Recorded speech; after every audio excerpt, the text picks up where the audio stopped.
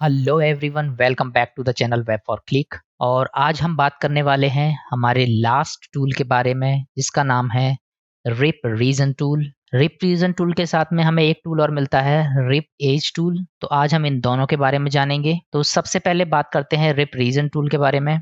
जैसा कि आप देख रहे हैं, इसका नाम है रिप रीजन टूल, और रिप का हिंदी में मतलब होता है किसी भी चीज को फाड़ना या तोड़ना। तो ये रिप्रूजन भी यही काम करता है, फाड़ने या काटने का काम करता है।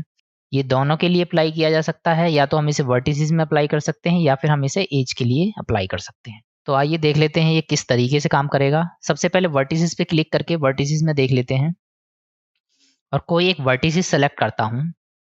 और जैसे ही इस टूल पे क्लिक करूंगा तो आप देखेंगे कि एक सर्कल बना हुआ मुझे नजर आ जाएगा। सबसे ज़्यादा ध्यान देने की बात ये है कि ये जो वर्टिसेस है ये हमारी 3 फेस से कनेक्टेड है। एक ऊपर वाला, एक इधर वाला फेस और एक इधर वाला फेस। आइए मैं इसको ज़ूम करके आपको दिखा देता हूँ। अभी आप देख सकते हैं कि मैंने जो वर्टिसेस सेलेक्ट किया है उसमें एक सर्कल बना रहा है, और ये सर्कल थोड़ा-थोड़ा हिस्सा तीनों फेसेस को कवर कर रहा है। तो इस सर्कल का जो हिस्सा जिस फेस से कनेक्टेड है, अगर हम उस पे क्लिक करके उसको बाहर की तरफ खींचेंगे, तो आप देखेंगे ये उस फेस को उस वर्टिसेस से अलग कर देगा। इसमें आप देखेंगे कि विंडो बन के आ जाएगी। इस विंडो को आपको नहीं छेड़ना है, क्योंकि अगर आप इस विंडो को छेड़ेंगे तो वो इसको दोबारा से मिक्स कर देगा। ऊपर का फेस का अगर मुझे अलग करना है तो मैं ऊपर वाले हिस्से को पकड़ूंगा और यहाँ से इसको ड्रैग कर सकता हूँ। इसी तरीके से सर्कल का इधर वाला हिस्सा अगर मैं ड्रैग करूंगा तो ये इधर वाले हिस्से को अलग कर देगा। और इसमें एक एक और चीज़ का ध्यान रखें कि अभी आपने देखा कि मैंने केवल उस फेस पे अंदर की तरफ क्लिक किया, लेकिन मैं अगर इन दोनों फेसेस के बीच में इस एज पे क्लिक करूंगा तो ये इस एज को यहाँ से अलग कर देगा। इसी तरीके से अगर मैं इस एज पे क्लिक करूंगा तो ये इसको यहाँ से इस वर्टिसेस से अलग कर देगा, और ऐसे ही मैं अगर नीचे की तरफ इस एज को क्लिक करूंगा तो ये इससे अलग कर देगा। तो इस तरीके से हमारा रिप टूल काम करता है, जो आपके वर्टिसेस से फेस को या फिर एज को अलग कर सकता है। आइए अब जान लेते हैं कि ये एज पे किस तरीके से काम करता है। अगर मैं एज को सेलेक्ट करता हूँ और जैसे ही मैं एज पे क्लिक करूंगा तो आप देखेंगे कि वैसा ही एक सर्कल बना हुआ आ जाएगा। अब ये एज दो फेस से कनेक्टेड है, एक ऊपर वाला फेस और एक नीचे वाला फेस। तो अगर मुझे ऊपर वाला फेस को यहाँ से काट के ऊपर करना है तो मैं इस एज के ऊपर वाले सर्किल पे क्लिक करूंगा, और इसको जब ऊपर की तरफ ड्रैग करूंगा तो आप देखेंगे कि ये ऊपर वाले हिस्से को काट के अलग कर देगा। इसी तरीके से अगर मुझे नीचे वाला हिस्सा इसका काट के अलग करना है तो मैं इसके नीचे वाले हिस्से पे क्लिक करूंगा और इसको काट के इस वाले फेस को यहाँ से अलग कर सकता हूँ। तो ये है हमारा रिप टूल, जो किसी भी बॉक्स में किसी भी फेस को काट के या फाड़ के अलग कर सकता है। आपने देखा कि किस तरीके से ढक्कन की तरह मैं इसको यहाँ पे खोल सकता हूँ। आइए अब जान लेते हैं कि रिप एज टूल किस तरीके से काम करता है। इसके लिए मैं ये दबा के इसको सेलेक्ट करता हूँ और डिलीट कर देता हूँ फेस पे। अब मैं एक क्यूब ले लेता हूँ। रिप एज टूल का शॉर्टकट है Alt D. Rip region tool का शॉर्टकट था वी। रिप एज टूल को सेलेक्ट करूंगा, जैसा कि नाम सजेस्ट कर रहा है रिप एज टूल। तो ये सबसे ज्यादा यूज होता है एज टूल के लिए। तो मैं इसके टॉप व्यू पे चलता हूँ। टॉप व्यू पे मैं चाहता हूँ कि अगर मैं इसकी किसी एक एज को पकड़ के इसको आगे बढ़ाना चाहता हूँ तो मैं रिप रीजन का टूल का इस्तेमाल करूंगा, और इस पे क्लिक करके इस सर्कल के ऊपर वाले हिस्से पे क्लिक करूंगा, और यहाँ से मैं इसको, आप देख सकते हैं, आगे बढ़ा सकता हूँ। अगर मैं वाई का बटन दबा दूंगा तो ये बिल्कुल वाई डायरेक्शन में इसको आगे बढ़ा के दे देगा। ये दो ग्रिड में ये बॉक्स है हमारा, और मैं दो ग्रिड में इसको ऊपर ले जाना चाहता हूँ। तो अगर मैं इसको ऊपर ले जाने की कोशिश करूंगा तो अभी आप देखेंगे कि ये इसमें ठीक तरीके से ऊपर नहीं जाएगा। तो इसके लिए हम क्या करेंगे, स्नैप टूल का इस्तेमाल करेंगे, और इसमें इंक्रीमेंट पे क्लिक करके मूव, रोटेट और स्केल, इन तीनों पे क्लिक करेंगे। ध्यान रहे कि ये ब्लू होने चाहिए। ये सारी सेटिंग करने के बाद जैसे ही आप इसमें स्नैप टूल पे क्लिक करेंगे, अब हम इसमें से जो भी एज यहाँ से बाहर निकालेंगे वो ग्रिड में स्नैप होने लगेगी। आप देख रहे हैं कि हमें ज़्यादा मेहनत नहीं करनी पड़ रही, और वो ऑटोमेटिकली बॉक्स, छोटे छोटे बॉक्स को पकड़ के आगे चल रही है। अब इसमें सबसे ज़्यादा ध्यान देने वाली बात ये है, तो अभी मैंने ये जो एज इसमें खींच के बाहर की है, आप देखेंगे कि इसमें एक अलग तरह की शेडिंग आ रही है जो बिल्कुल बेकार लग रही है। इसका रीज़न क्या है?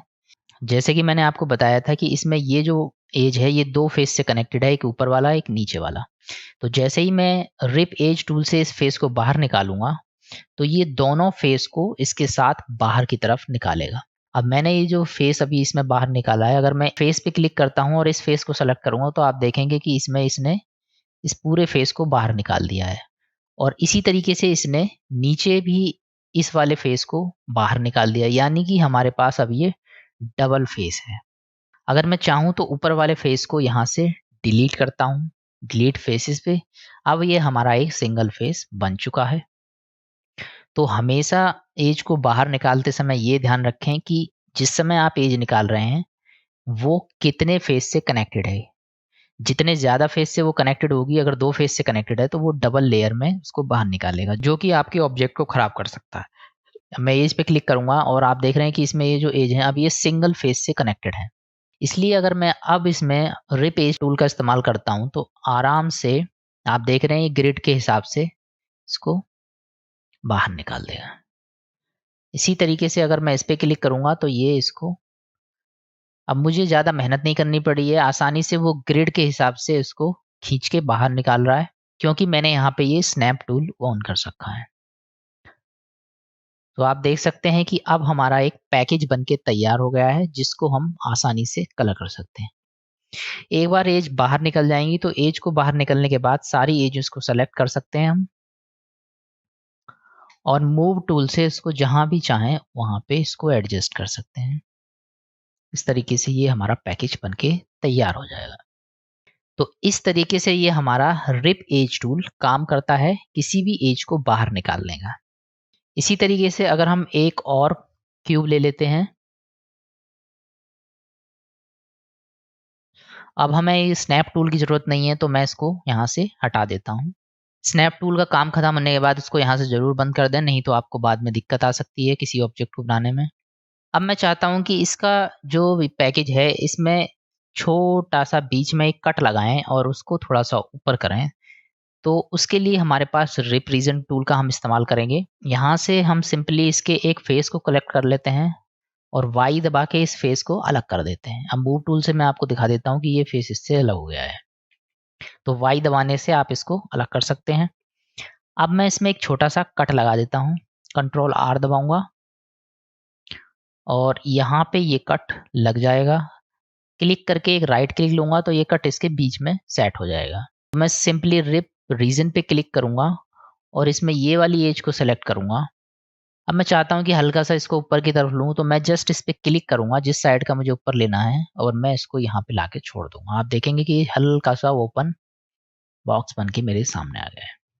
इस तरीके से अगर मैं इधर का ना करके इधर का करना चाहूँ तो मुझे इधर की साइड के सर्किल पे ही क्लिक करना होगा और इसको ऊपर खींचना होगा और आप देखेंगे कि ये इसमें ऊपर की तरफ हो जाएगा। तो इस तरीके से जहाँ भी हमें ज़रूरत होती है हम रिप रीजन और रिप एज टूल का इस्तेमाल कर सकते हैं। यहाँ पे हमारे सारे टूल्स ख़त्म हो जाते हैं। अगर आपने नहीं देखे हैं तो लिंक डिस्क्रिप्शन में मिल जाएँगे या फिर आप YouTube channel web for click पे जाके प्लेलिस्ट में सारी वीडियोज़ देख सकते हैं। अब जितने भी टूल्स मैंने आपको बताए हैं वो एक मैथमेटिकल इक्वेशंस की तरह होते हैं। जिस तरह हम किसी भी सवाल को सॉल्व करते हैं और हमें खुद से अंदाज़ा लगाना होता है कि कौन-सा इसमें इक्वेशन लगाने से ये सवाल आगे बढ़ेगा, उसी तरीके से ये टूल्स हैं।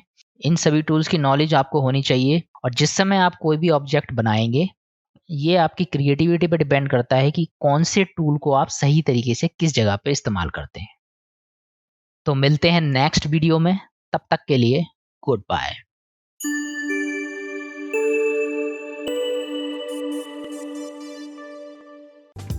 If you like this video, please like, share, and subscribe.